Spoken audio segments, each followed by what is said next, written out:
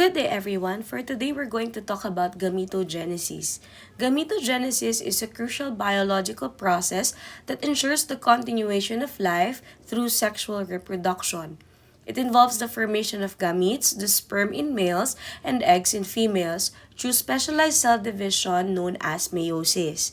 This process is essential for genetic variation, which contributes to the adaptation and survival of species. In this lecture, we will explore the two main types of gametogenesis, spermatogenesis and oogenesis, examining their stages, differences, and significance. Mitosis is primarily involved in asexual reproduction and general cell growth and repair, while meiosis is essential for sexual reproduction, producing gametes, the sperm and egg cells, with half the number of chromosomes. Mitosis produces two identical daughter cells, while meiosis produces four unique daughter cells, each with half the number of chromosomes as the parent cell. In mitosis, daughter cells inherit the same number of chromosomes as the parent cell, while in meiosis, daughter cells inherit half the number of chromosomes as the parent cell. Mitosis involves one cell division, resulting in two genetically identical daughter cells, while meiosis involves two cell divisions, ultimately producing four genetically unique haploid daughter cells.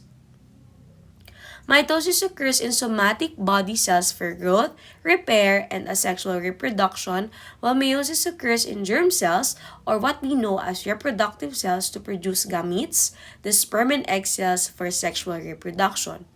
Mitosis produces two identical daughter cells, while meiosis generates four genetically unique cells with half the number of chromosomes, leading to increased genetic variation through processes like crossing over and independent assortment. The learning objectives for our lesson for today are the following. First, I can describe the structure of the human male and female reproductive systems and their functions. I can describe the location and stages of gametogenesis in males and females, and I can explain how hormones regulate the male and female reproductive systems.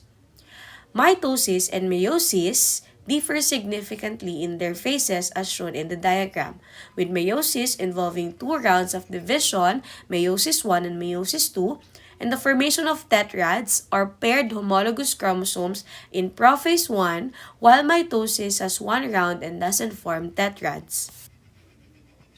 Now, this is something to think about. Why do women menstruate? And why is it important? Women menstruate as part of their monthly reproductive cycle, where the lining of the uterus, or what we call endometrium, is shed if pregnancy does not occur, and it's important for reproductive health and overall well-being.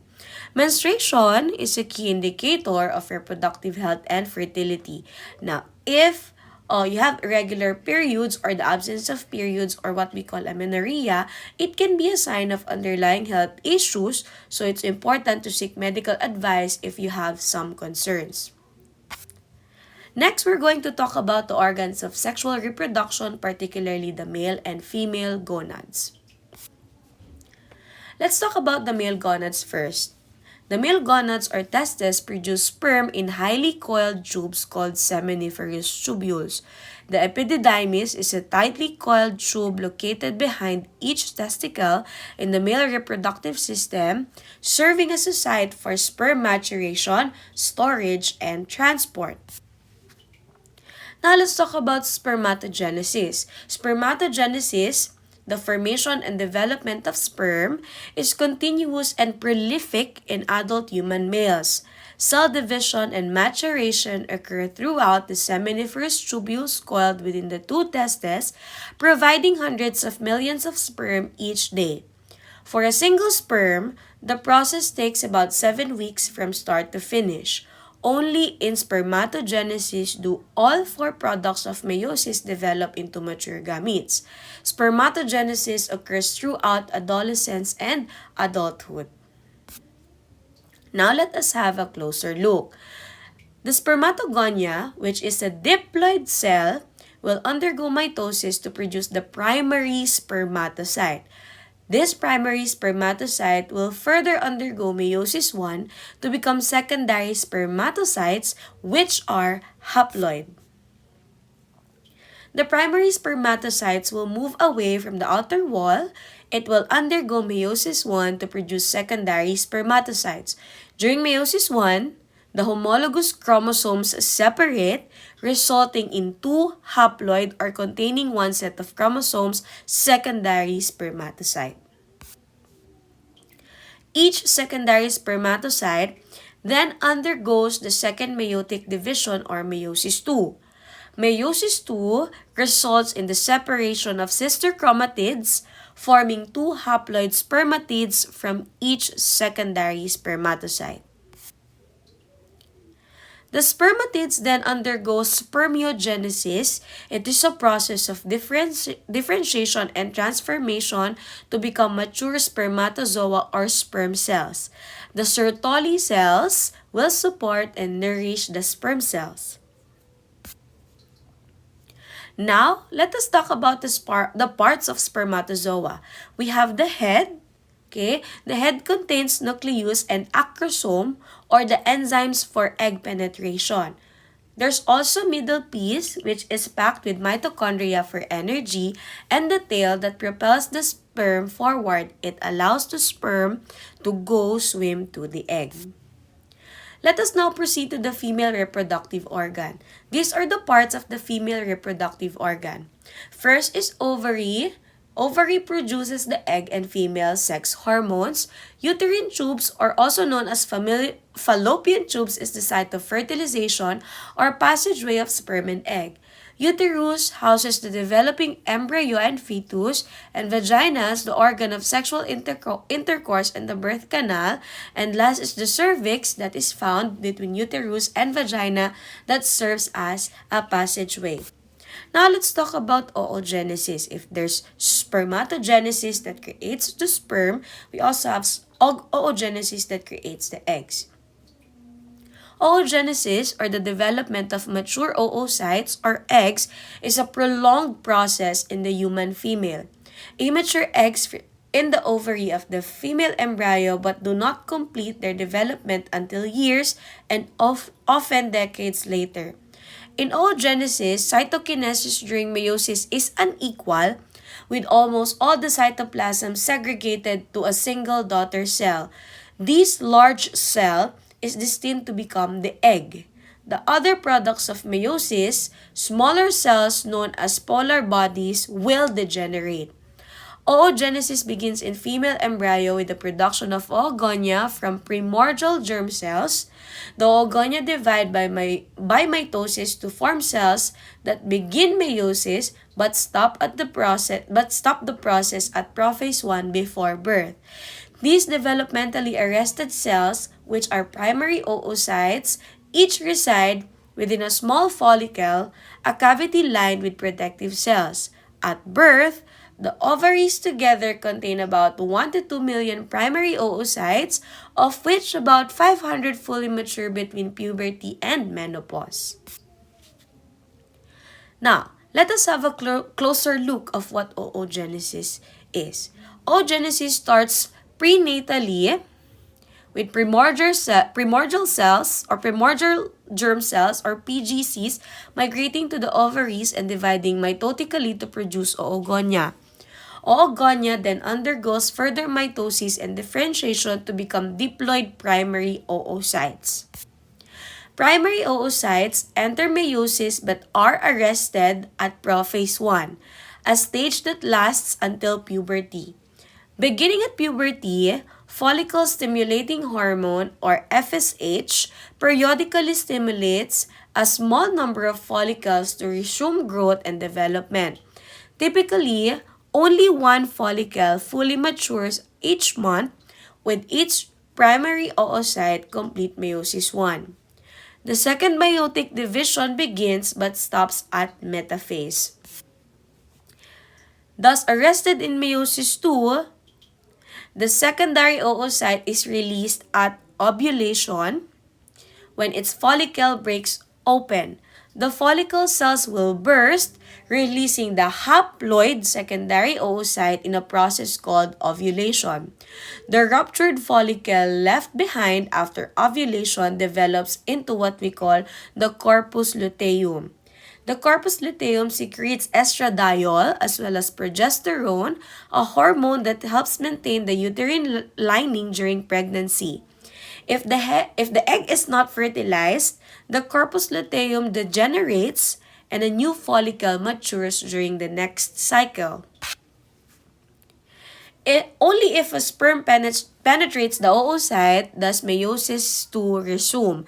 If fertilized, meiosis II is completed during a haploid ovum, producing a haploid ovum or egg and a second polar body. Each of the two meiotic divisions involve unequal cytokinesis, with the smaller cells becoming polar bodies that eventually degenerate. This unequal division of cytoplasm ensures that the egg has enough resources for the early stages of development if fertilization occurs. As a result, the functional product of complete oogenesis is a single mature egg containing a sperm head. The polar bodies are much smaller and often degenerate, ensuring that the egg receives most of the cytoplasm and organelles. Now, the main differences between oogenesis and spermatogenesis are first, of course, is the number of gametes produced. Spermatogenesis results in 4 functional sperm cells from 1 spermatogonium. Oogenesis produces only 1 viable egg and 3 polar bodies that degrade. The timing and the duration also differs. Spermatogenesis is a continuous process that begins at puberty and continues throughout life, while oogenesis starts before birth, pauses at various stages, and completes only upon fertilization. The resting phases also differs. In spermatogenesis, it does not have long pauses. It proceeds continuously once initiated. In oogenesis, it has a prolonged resting phases. For example, primary oocytes are arrested in prophase 1 until puberty. Now let us talk about how hormones influence reproductive functions. Mammalian reproduction is governed by the coordinated actions of hormones from the hypothalamus, anterior pituitary, and gonads. Endocrine control of reproduction begins with the hypothalamus that secretes gonadotropin-releasing hormones or GnRH. This hormone directs the anterior pituitary to secrete the gonadotropin follicle-stimulating hormones or the FSH and luteinizing hormones or the LH. Both are tropic hormones, meaning they can regulate the activity of endocrine cells or glands. They're called gonadotropins because they act on male and female gonads. FSH and LH supports gametogenesis or the production of sperms and eggs in part by stimulating sex hormone production by the gonads. The gonads produce and secrete 3 major types of steroid sex hormones. First one is the androgens, principally testosterone, and the estrogen that is principally estradiol and progesterone. Now, let us have a recap of the differences between spermatogenesis and oogenesis. These are the main differences in gametogenesis or spermatogenesis and oogenesis. First one is the number of cells produced, as mentioned earlier, the size of the cells produced, and the timing of the process. First one, number of cells produced. In spermatogenesis, the cells divide equally to produce 4 functional gametes, while in oogenesis, the cells divide unequally. Remember, there's unequal cytokinesis, resulting to 1 functional gamete plus 2 to 3 polar bodies that will later on degenerate. Next, for the size of cells produced in spermatogenesis, the sperm cells are all of equal size with equal amounts of cytoplasm. In oogenesis, only 1 egg cell retains all of the cytoplasm and the rest are polar bodies that again will degenerate. In the timing of the process, in spermatogenesis, the production of gametes is a continuous process that begins at puberty and continues until death. But in oogenesis, the production of gametes is a staggered and finite process. Now, this is the summary of oogenesis and spermatogenesis. Yeah, if you have any questions, please do not hesitate to message us. Thank you very much, everyone.